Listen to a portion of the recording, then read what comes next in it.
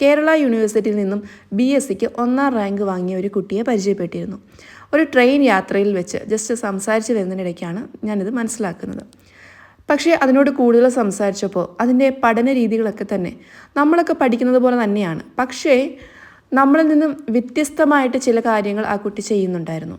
നമ്മളിൽ പലരും ഒരു എക്സാമിന് വേണ്ടിയിട്ട് തയ്യാറെടുക്കുമ്പോൾ, എക്സാം എന്ന് പറയുമ്പോൾ സ്കൂൾ തലത്തിലാവാം, കോളേജ് തലത്തിലാവാം, നീറ്റ് എക്സാം ആവാം, അല്ലെങ്കിൽ PSc എക്സാം ആവാം, ഏത് എക്സാം ആണെങ്കിലും നമുക്ക് പഠിക്കണമെന്ന് നല്ല ആഗ്രഹം മനസ്സിലുണ്ടാവും.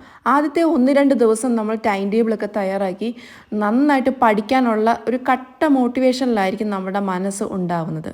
പക്ഷേ ദിവസങ്ങൾ പോകുന്തോറും നമുക്ക് ഈ മോട്ടിവേഷൻ കുറഞ്ഞുകൊണ്ടിരിക്കും.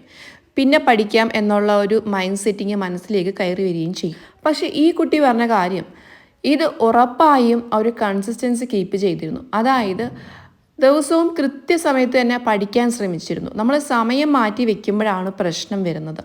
അതായത് നിങ്ങൾ ടൈം ടേബിൾ സെറ്റ് ചെയ്യുമ്പോൾ എന്നും രാത്രി 7 മണി തൊട്ട് 10 മണി വരെ പഠിക്കുകയാണെന്നിരിക്കട്ടെ. പക്ഷേ ഒരു 3 days 4 days കഴിയുമ്പോഴത്തേക്ക് നിങ്ങളിത് ചേഞ്ച് ചെയ്യും. രാത്രി പഠിക്കാനുള്ളത് നാളെ രാവിലെ പഠിക്കാം എന്നാക്കും. അവിടെയാണ് നമ്മളുടെ ആദ്യത്തെ ഉഴപ്പ് വരുന്നത്. കൃത്യസമയത്ത് തന്നെ നിങ്ങൾക്ക് എന്ത് തിരക്കുണ്ടെങ്കിലും ആ സമയത്ത് തന്നെ പഠിക്കാൻ ശ്രദ്ധിക്കുക. പിന്നീട് നമുക്കതൊരു ഹാബിറ്റായിട്ട് മാറും. ഡെയിലി ചായ കുടിക്കുന്ന ഒരാൾക്ക് ഒരു ദിവസം ചായ കുടിച്ചില്ലെങ്കിൽ ഒരു ബുദ്ധിമുട്ട് തോന്നും. അതേപോലെ തന്നെ കൃത്യം ആ സമയത്ത് തന്നെ പഠിക്കുകയാണെങ്കിൽ ഡെയിലി അതേ സമയത്ത് പഠിച്ചില്ലെങ്കിൽ ഒരു വിഷമം നമുക്ക് ഫീൽ ചെയ്യും. മാത്രവുമല്ല അത് ഓരോ ടോപ്പിക്സ് ഓരോ ദിവസവും പഠിക്കേണ്ടത് ആദ്യമേ ഫിക്സ് ചെയ്ത് വെച്ചിരുന്നു. ആ ടോപ്പിക്സ് പഠിച്ച് തീർന്ന ശേഷം മാത്രമേ അത് ഉറങ്ങാറുള്ളായിരുന്നു. നാളത്തേക്ക് മാറ്റിവെക്കുന്ന ഒരു പരിപാടി നിർത്തിയാൽ തന്നെ നമുക്ക് ദിവസവും നമ്മൾ ഏതൊക്കെ ടോപ്പിക്ക് പഠിക്കണം എന്ന് തീരുമാനിച്ചോ അവയെല്ലാം പഠിച്ചു തീർത്തിട്ടേ ഉറങ്ങാൻ പാടുള്ളൂ എന്നൊരു ദൃഢനിശ്ചയം നമ്മുടെ മനസ്സിലേക്ക് കടന്നു വരും. ആ റാങ്ക് ഹോൾഡർ പറഞ്ഞു തന്ന രണ്ടാമത്തെ ടിപ്പ് എന്ന് പറയുന്നത് എഴുതി പഠിക്കുക എന്നതാണ്. ഒരു കാര്യം വായിച്ചു പഠിക്കുന്നതിനോടൊപ്പം തന്നെ അത് എഴുതി നോക്കുക കൂടി വേണം. ചിലപ്പോൾ വലിയ ഉത്തരങ്ങളായിരിക്കാം, എങ്കിൽ തന്നെയും ഒരു പ്രാവശ്യമെങ്കിലും അത് എഴുതി പഠിക്കുമ്പോൾ നമ്മുടെ മനസ്സിലേക്ക് അത്രയ്ക്ക് ഊട്ടി ഉറപ്പിക്കുന്നതാണ്. വായിച്ചു പഠിക്കുന്നത് പലതും ആ ഒരു സമയത്ത് മാത്രമേ ഓർമ്മ ഉണ്ടാവാറുള്ളൂ. എക്സാം ടൈമിൽ ആ പഠിച്ച ഓർഡർ നമുക്ക് കിട്ടുകയില്ല. പഠിച്ച അതേ ഓർഡറിൽ എല്ലാ പോയിൻറ്സും കിട്ടണമെങ്കിൽ എഴുതി പഠിക്കുക തന്നെ വേണം എന്നാണ് ആ കുട്ടി പറഞ്ഞത്.